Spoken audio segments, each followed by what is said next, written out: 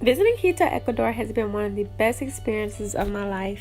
During our visit, we were able to visit 3 schools, an NGO, a public, and a private school. The NGO was a nonprofit organization that acted as a nursery for 1 to 4-year-old children whose parents worked 8 hours a day.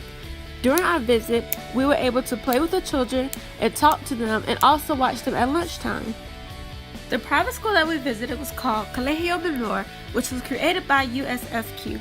The school is a bilingual school that only teaches in English. During our visit, we were able to interact with different grade levels from elementary school to high school.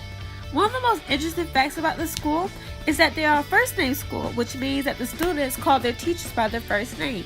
This seemed to help create a strong bond between the teachers and the students.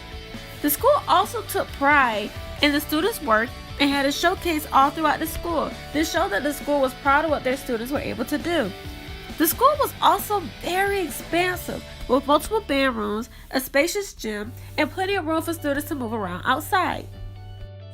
The public school we visited was definitely different than the private school. The students could not afford as much and did not have access to clean water or adequate lunch. The classrooms were hot and did not have much of the students' work displayed.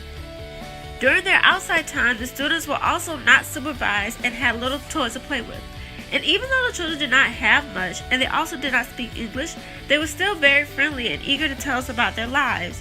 This vast difference between the public and private schools was one of the most shocking parts of the trip for me. Besides visiting schools, we also explored Quito. One of the places we visited was a museum where we learned about indigenous art and artifacts in Ecuador. It was really fun and cool to see the different styles of art that Ecuador had to offer. We also visited the equator line that separated the northern and the southern hemisphere so it could look like you were standing on both sides of the earth. We also traveled to a sanctuary that rescued injured predatory birds. And at the sanctuary, we saw all types of birds, including their national bird, the condor. And we were able to watch a bird show where the man would throw food and the birds would fly out and catch it.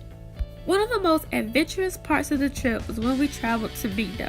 We had to climb steep hills that were slippery, and we crossed paths with different insects and even a snake. But the view was definitely worth the risk. We saw different hummingbirds, beautiful flowers that were native only to the land, and an amazing waterfall that felt like mist on my skin.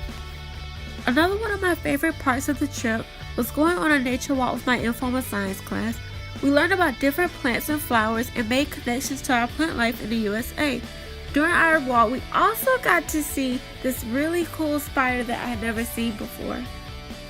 During the trip, we also had smaller excursions such as climbing to the top of the Basilica, visiting the Otavalo Market, eating some chocolate, and sitting on the Quito sign. I really enjoyed my trip to Quito and learned new things every day. I enjoyed traveling with my class and the other class and having fun creating bonds. My class also helped me learn about different environments and what to look for in field trips while we were exploring Quito. If I could, I would definitely visit Quito, Ecuador again.